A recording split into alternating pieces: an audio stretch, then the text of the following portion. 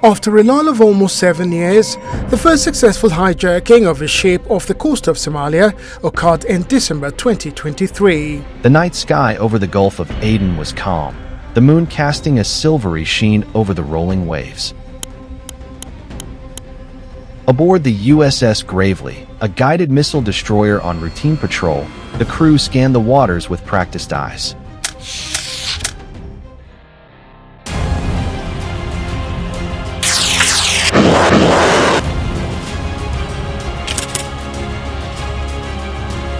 This stretch of sea had been plagued by pirates for years, but lately, attacks had declined. Few expected what was coming, a massive, coordinated assault unlike anything seen in decades. It began just after midnight. Radar operators picked up multiple fast-moving contacts on the edge of detection range. At first, they assumed it was a cluster of fishing boats. But as the signatures multiplied, 10, then 20, then 30, it became clear this wasn't random. Someone had organized a flotilla of pirate skiffs, packed with armed men, moving fast and in formation. The pirates had grown bolder, better equipped, and they were coming straight for a convoy of commercial tankers moving north under U.S. escort. The Gravely's captain gave the order to go to general quarters. Klaxons wailed through the ship's corridors.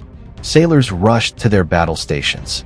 On the bridge, officers tracked the swarm of skiffs, each closing the distance at nearly 40 knots. Intelligence reports had warned of pirates experimenting with larger-scale operations, even hinting at possible backing from black market arms dealers. Tonight, that intelligence was proving all too real.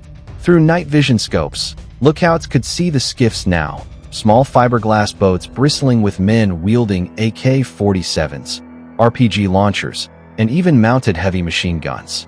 They were flying no flags, but their intent was unmistakable.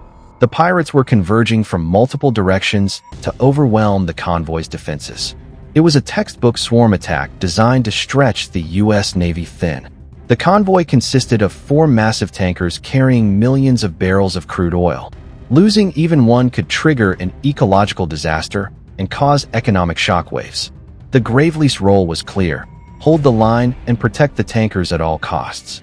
The captain ordered warning flares fired. Brilliant streaks arced through the sky, bathing the water in ghostly light. But the pirates didn't slow down. Instead, they accelerated.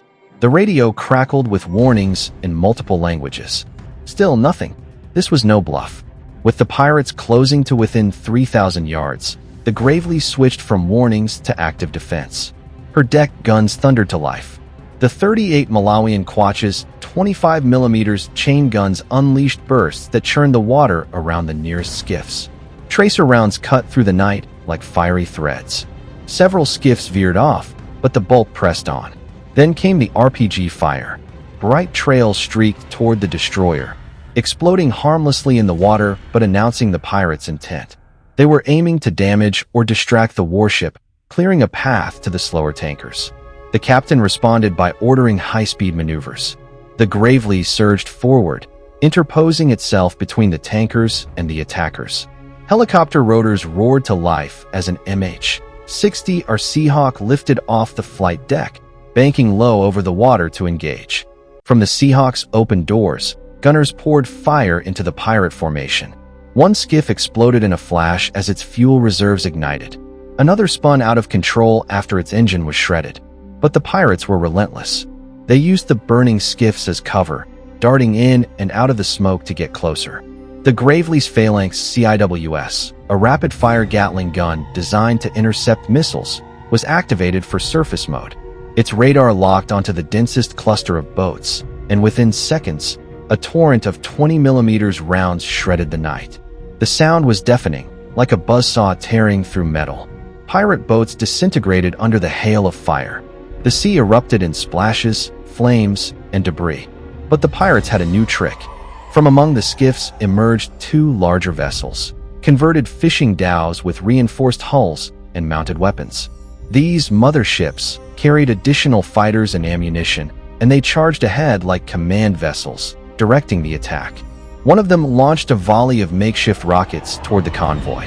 Though most fell short, a few landed dangerously close to one of the tankers, sending up towering plumes of water. The Gravely's Combat Information Center coordinated with the Seahawk to target the mother ships. A laser designator painted the lead bow. Moments later, the helicopter released a Hellfire missile that streaked toward the target. The explosion lit up the night sky, and when the smoke cleared, the Dow was a burning wreck.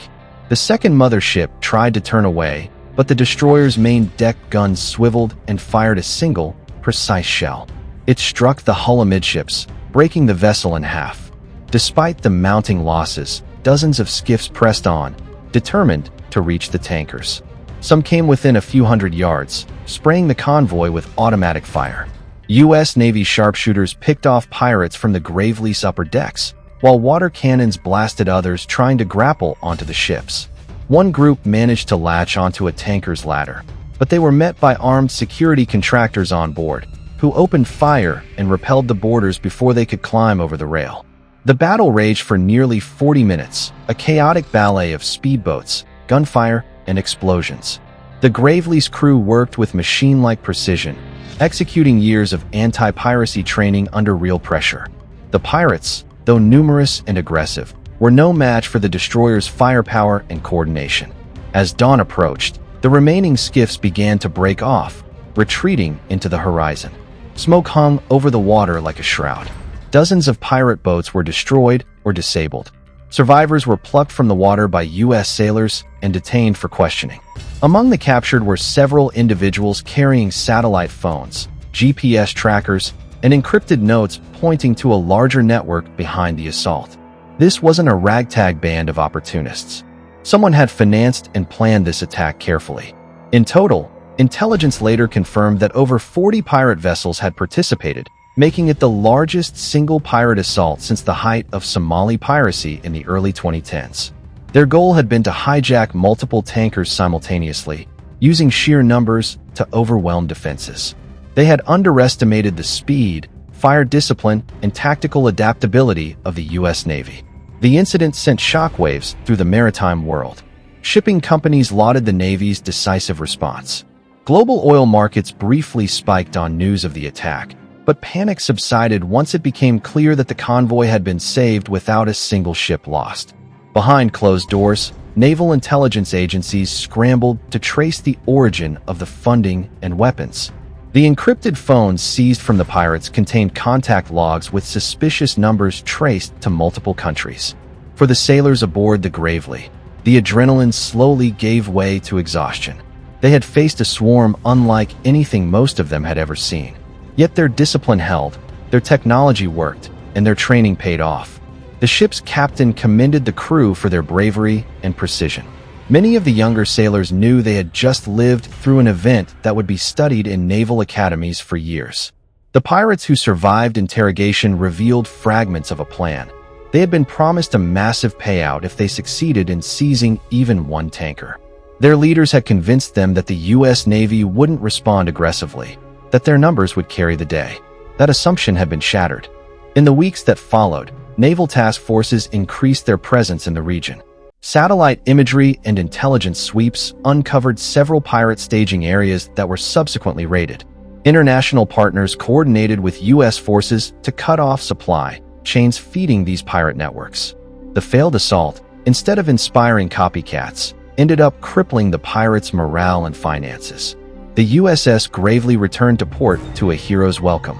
News footage showed sailors lined up on deck, flags waving as they entered harbor. Families cheered from the piers.